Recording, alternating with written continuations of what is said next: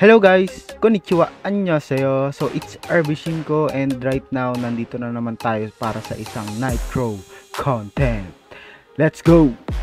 Okay, so ngayong araw guys, tuturuan ko naman kayo kung paano pagsasabayin yung side quest, yung guild quest, tsaka yung daily quest. So kung makikita ninyo dito sa aking upper right side, kapag nakakapatay tayo ng mobs, kung makikita nyo, tama, pag napatay to, ayun, nadadagdagan lahat diba?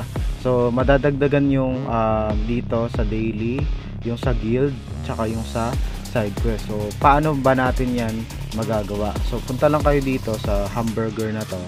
Okay, tapos punta kayo dito sa request, tapos punta kayo dito sa region request, tapos click manage, and then i-on nyo tong consecutive completion. Okay, kasi kapag ka merong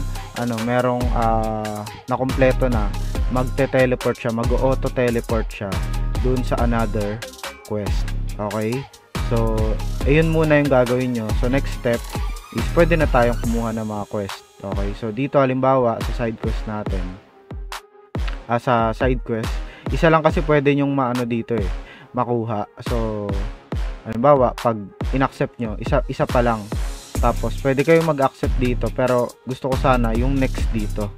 Okay, kaso hindi siya lalabas kapag hindi ko pa natatapos ito. So kapag natapos ko to, may lalabas pa yan, katulad nito, bawa dito, ayan, nung natapos ko to, lumabas to. Nung natapos ko yung to, lumabas naman to. Pero hanggang 3 or 4 lang yata yung quest dito. Tapos ang mahalaga dito yung dailies natin, kasi magagamit nyo rin ito. Okay, yung contribution points nyo. Okay, so yung ina-accept ko lang dito is dito sa Bastion, halimbawa dito, i-accept natin tong level 30 to level 34. Okay, so ayan, accept natin, accept, tapos hanggang 34 guys. Kasi dito wala na yan, mag-miss na tayo dyan. Okay, dito sila yung level 36 lang, yung isa na okay na. So ito na lang ito na lang yung natin, yung kukunin natin. So accept natin yan, tapos dito wala na yan. So dito pwede nyong i-accept yan tatlo, pero sa ano yan forest of training area. So ano siya, nasa dungeon. Okay, so kung makikita natin dito sa dungeon, ayan forest of training. So may 1 hour kayo dyan.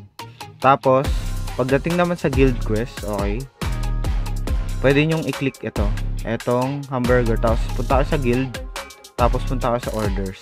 So right now, dahil nga nasa labas ako, okay, ng dungeon, so ito yung pipiliin ninyo. Kapag nasa battlefront naman kayo, punta kayo, ito yung pipiliin nyo. Kapag nasa dungeon kayo, or regular or special dungeon, ito yung pipiliin ninyo. Okay, so ito yung pinili ko kasi nasa labas ako, kumaga nasa labas ako ng dungeon. So pinili ko tong +5 para makuha nyo to, kasi iba-iba yan halimbawa ito dalawa lang, minsan ito dalawa lang, ganyan. Pwede nyong i-refresh yan dito para makuha nyo yung 5 na ganito. Para saan ba to? Para saan ba yan? Ito, tsaka itong ito, para yan dito sa journal. Okay, pag ni-restore nyo yan, makakakuha kayo na ito, okay, ng another stats. Ito yung sa ink. Okay, ito naman yun dun sa may ito, hindi ito,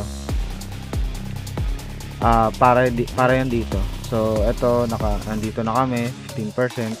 So kung wala pa kayong guild, sumali na kayo sa mga guild, kasi maraming mga stats yung pwede nyo makuha, katulad na lang na itong traits. So dito, ayan, accuracy, diba, level 2. So ito yung pinaprioritize namin. Okay, so ito yung nakaraan, pero dahil nga nagmi-miss kami dun sa dungeon namin okay, kaya napilitan kami mag accuracy na lang muna. Okay, so dito sa dungeon, okay, makakakuha kayo dyan ng mga drops. Okay, tapos again dito, ayan, tsaka dito guys, magkakaroon kayo ng ayan, PVP accuracy pag nag 100%. So i-restore nyo lang yan. Bawa meron na kayo, re-restore nyo lang yan. Okay, restore. So ayan, etong dalawa yung pinaka pina-prioritize ko. Kasi bakit? Meron siyang may ibibigay sa yung drop. Okay. So dito sa orders, ayan. Kung makikita mo, ayan pwede kayo makakuha ng epic to rare. Ayan, makakakuha kayo niyan. Tapos dito naman sa alam ko dito accessories. Ma-accessories to. Okay. So, yun lang. Sana may natutunan kayo dito sa ating video, and I hope marami pa kayong matutunan about Nightcrawls na mga guides and tips.